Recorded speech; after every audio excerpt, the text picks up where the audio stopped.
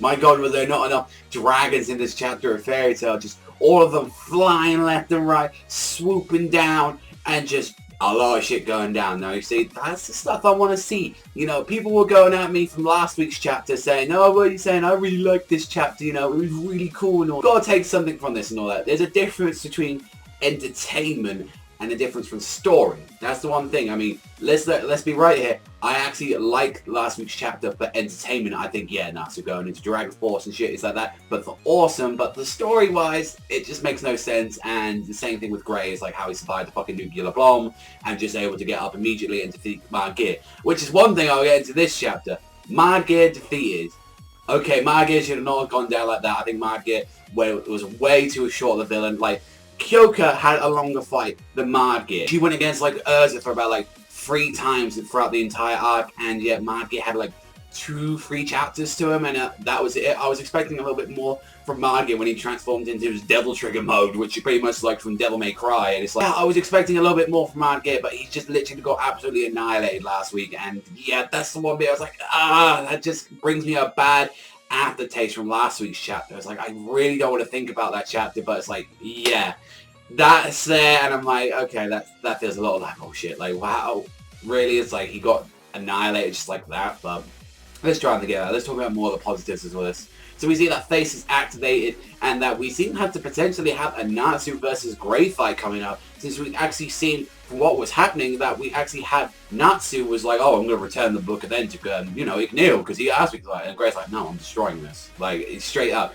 And you can see why it's coming from Gray's perspective as well, because, you know, look what the N did to his father. Look what it did. It created Taurus. It ruined many lives. It killed people. It destroyed everyone like that. And you want just to give this to your, like, Dragon Father, and you don't know what he's going to do with it. So I can understand why Gray's going to go into that situation, but it's like, honestly, it's like, you know, you should just give it to Igneel. How about you give it to like someone who can actually use the book? Because I fear that, you know, End is going to be summoned, because I mean, next week's chapter is called the Book of End, so I imagine that actually what's going to happen is that Gray is actually going to potentially like fight with Natsu with it, and that's going to end up opening the book, and, you know, End is going to be summoned in some way. Then we saw at the end, like right about the midway of this chapter, we saw Igneel. He was standing on top of Acnologia, like just standing on top of him, like fucking, like he just annihilated him. And I'm like, yo, did Akanoga just get like the shit kicked out of it by freaking like the king of the fire dragons? And he's just like saying that, don't fear humans, like that, as he's just standing his head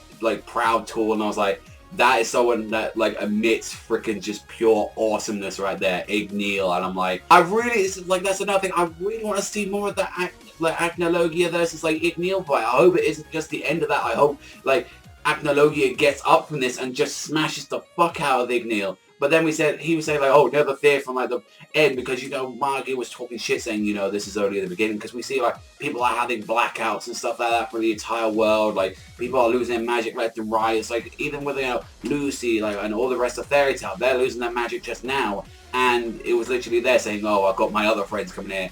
And Grandine, Metalicana, Skydrum, and Vice Logia, all of them appear, like Wendy's, Gagios, and also as well Sting and Rogue's dragons appearing and destroying all the faces. And I was like, holy shit, we get to see Grandine after all this time, Metalicana.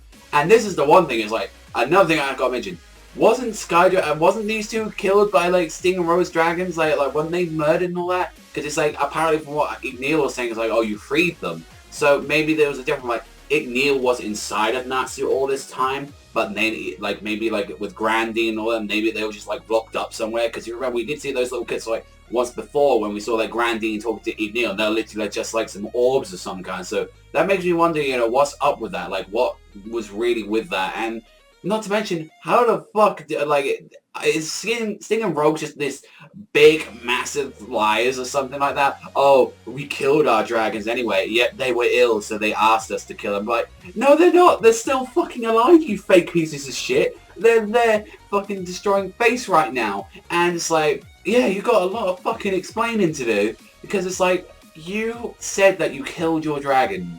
Like, the only way for you guys to get stronger, and that's it. It's like, you guys are fucking pathetic, like Sting and Rogue. Like, my god, you lie about being the strongest dragon slayers, You like being like about stronger than Natsu and Gajio because you got your asses fucking handed to you.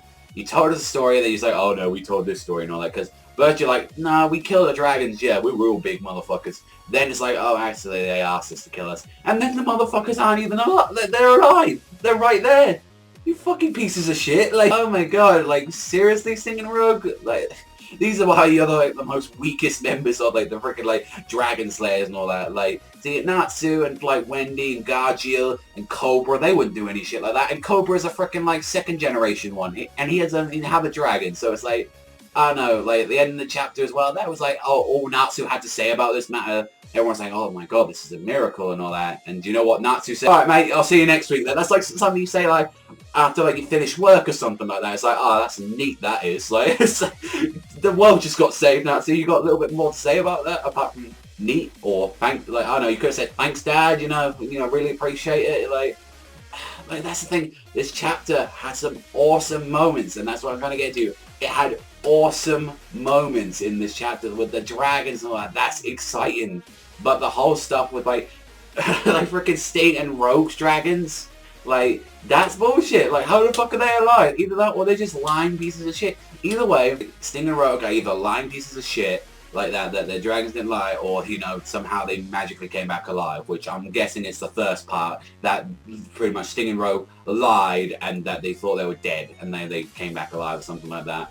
And also as well the Amagi thing, that just puts a sour taste in my mouth from like last week's chapter. And Face just being taken care of like that, it's like, it's a good chapter, it has really good stuff, but it's like there's so much stuff in there that's really annoying. So like, because of the dragons and stuff like that and the like excitement, it's like potential that we got for the next week, and that is the ending of the arc and all that. It's like, I'm gonna give this one 6 out of 7. Like, this is, like I said, it's got some good stuff, but we still got that bitter taste from last week's chapter. And then also as well, we still got this bullshit going on about I mean, it's called a Grandine Metalicana there, but Sting and Rose Dragons, that's like, that's a little bit fishy right there. And just that face just got absolutely just annihilated. It had got like deactivated how many times, restarted, and then it just got crashed on like by fucking dragons like that, like it was nothing. So yeah, that's pretty much taste for you, and that's pretty much my chapter. But let me know in the comment section down below what you thought about this one. Did you prefer this one to last week's one? Do you think this one was a little bit like that? But that's all for me, so thank you so much for watching as always, and I'll see you guys next time.